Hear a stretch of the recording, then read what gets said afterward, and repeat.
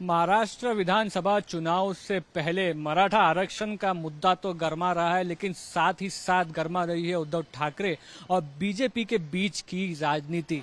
आज उद्धव ठाकरे ने अपने शाखा प्रमुखों का, उसके साथ साथ पार्टी वर्कर्स का एक मीटिंग लिया, जिस मीटिंग में उन्होंने साफ तौर पर यह कहा है कि नरेंद्र मोदी अगर महाराष्ट्र में कैंपेनिंग के लिए आते हैं तो उनको इस बार की जो इलेक्शन है स्टेट की वो आसान नहीं जाएगी। उन्होंने ये भी कह डाला कि अनिल देशमुख ने दिए गए बयान की से सामने आता है कि उद्धव ठाकरे और आदित्य ठाकरे को एक तरह से फेक एफिडेविट्स साइन करवा कर फंसाने का प्लान फडणवीस का था और इसीलिए उद्धव ठाकरे ने यह कहा है कि या तो अब महाराष्ट्र की राजनीति में मैं रहूंगा या फिर देवेंद्र फडणवीस रहेंगे। तो एक तरह से आप कह सकते हैं कि ऑल ओपन जो अपोजिशन है वो देखने के लिए मिल रहा है चुनाव से पहले उद्धव ठाकरे और साथ ही साथ बीजेपी के बीच में। और इसको आगे चलकर आप कह सकते हैं कि मातोश्री पे जिस तरह से कल मराठा के समाज के कुछ लोगों ने मोर्चा निकाला था, ये कहा जा रहा है कि जो मोर्चा है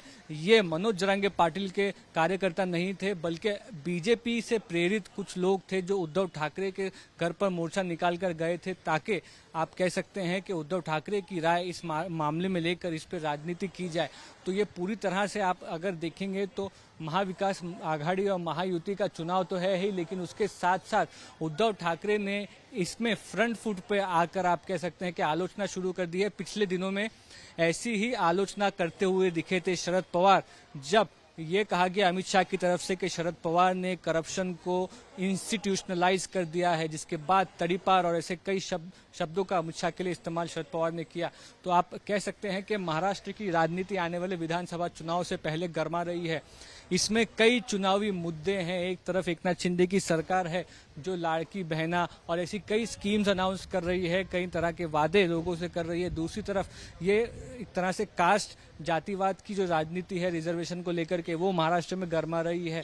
और तीसरी तरफ आप देख रहे हैं कि पॉलिटिकल लीडर्स आपस में भिड़ते हुए दिखाई दे रहे हैं। तो आने वाले समय में ये बात साफ है कि महाराष्ट्र की विधानसभा का जो चुनाव है, चुनाव काफी दिलचस्प होने वाला है।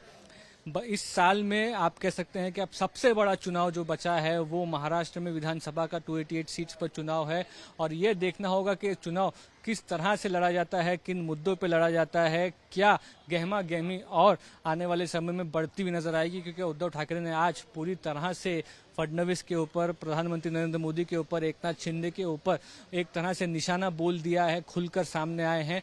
उन्होंने ये तक कह डाला है कि सिर्फ धारावी रिडेवलपमेंट प्रोजेक्ट जो अडानी का है वो तो वो रोकेंगे ही अगर उनकी सरकार आती है।